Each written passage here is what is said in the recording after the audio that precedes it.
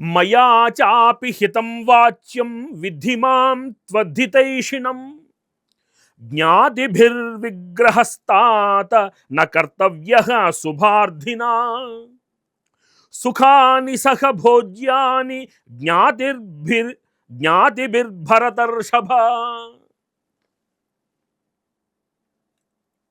ఓ ధృతరాష్ట్ర, నీవు నన్ను అడిగినందుకైనా సరే నేను నీకు హితమే చెప్పాలి. నీ మంచిని మాత్రమే నేను కోరుకోవాలి.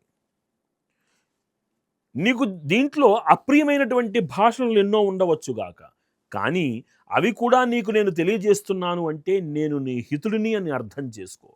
నీకు అనుకూలంగా మాట్లాడేవాడే నీకు హితుడనేటువంటి భ్రమలో నుంచి బయటకు రా. నీ మంచిని కోరేవాడిగా నేను నీకు చెప్తున్నది హితమే. ఒక మంచి కోరుకునేటువంటి వాడు తనకి అయినటువంటి వారితోటి విరోధం పెట్టుకోకూడదు. అలాంటి శత్రుత్వము వంశక్షయానికి దారితీస్తుంది. కాబట్టి ధృతరాష్ట్ర, నా మాటలని శ్రద్ధగా ఆలకించవయ్యా అన్నాడు.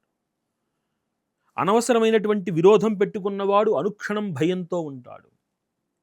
ఎవరు ఎట్నుంచి ఏమొచ్చి ఏం చేస్తారో ఎవ్వరికీ తెలియదు. ఎప్పుడూ కుయుక్తులతోటి తన ఉనికిని అతను పదిలపరుచుకోవాలనుకునేటువంటి ధూర్తుడు ఎప్పుడూ నీచంగానే ప్రవర్తిస్తాడు. అలా శత్రుత్వం పెట్టుకున్నటువంటి రాజు అనుక్షణం భయంతో ఉండవలసి వస్తుంది. అప్పుడు తన ప్రజాక్షేమం కోసం అతను సమయాన్ని వెచ్చించలేకపోవచ్చు. తద్వారా జనహితమైనటువంటి కార్యక్రమాలు రాజు చెయ్యక ధర్మగ్లాని ఏర్పడే ప్రమాదం ఉంది రాజా అని చెప్పడం ఇందులో అంతర్యం. అకీర్తిం వినయోహంతి హంత్యనర్థం పరాక్రమః హంతి నిత్యం క్షమా క్రోధం ఆచార్యో హంత్యలక్షణం.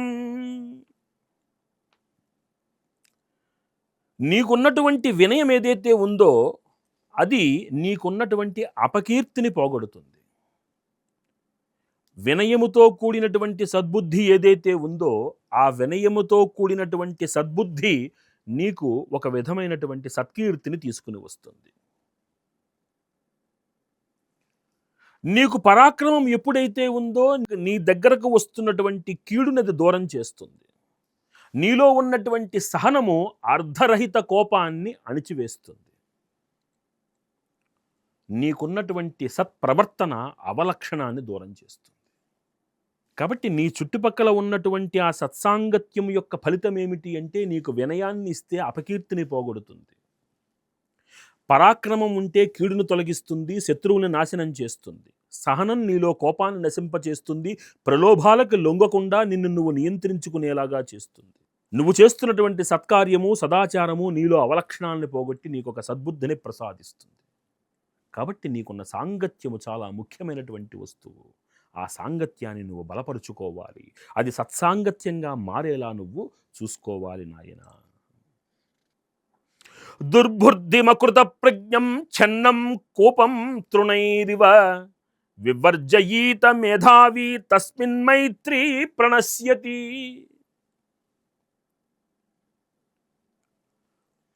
ప్రజ్ఞ లేనివాడు, పరిపక్వత లేనివాడు దుర్మార్గుడు, ఎప్పుడూ కుయుక్తులతో ఉండేటువంటి వాడు.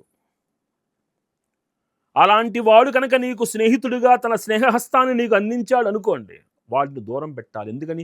నీ సత్సాంగత్యము యొక్క పరిధిలోకి వాడు రాకూడదు.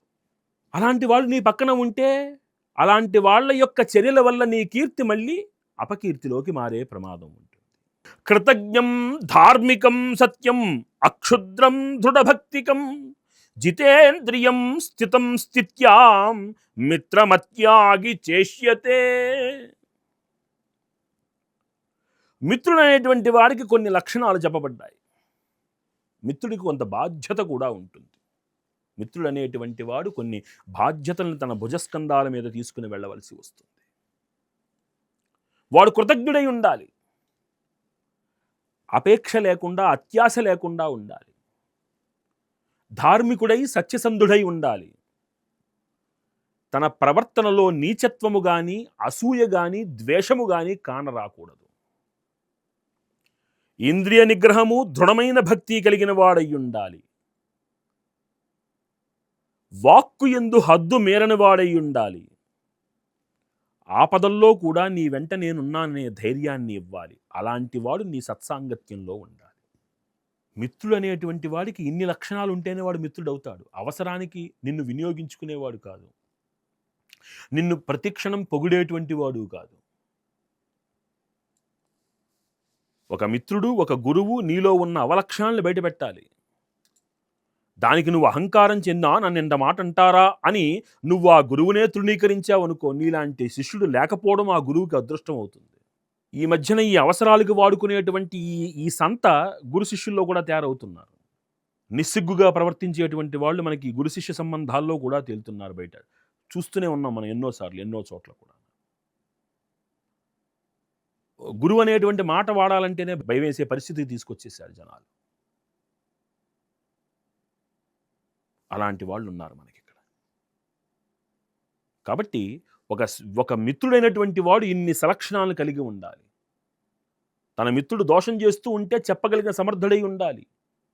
ఏ మమకారము అపేక్ష ఉండకూడదు. అతని మంచికేదో ఆ మంచి చెప్పాలి అక్కడ అతనికి. అప్పుడే అతనికి మంచి చేసిన వాడవుతాడు అతను. లేకుంటే ఆలోచించాల్సినటువంటి విషయం ఇది. మార్దనం సర్వభూతానాం అనసూయా క్షమాధృతి ఆయుష్యాని బుధాః ప్రాహుః మిత్రాణం చావిమానవా.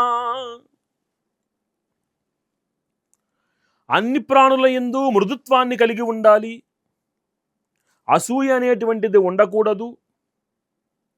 సహనము, ధైర్యము, మిత్రత్వ భావన ఉండాలి. మిత్రులను కాపాడుకునేటువంటి సలక్షణం కలిగి ఉండాలి.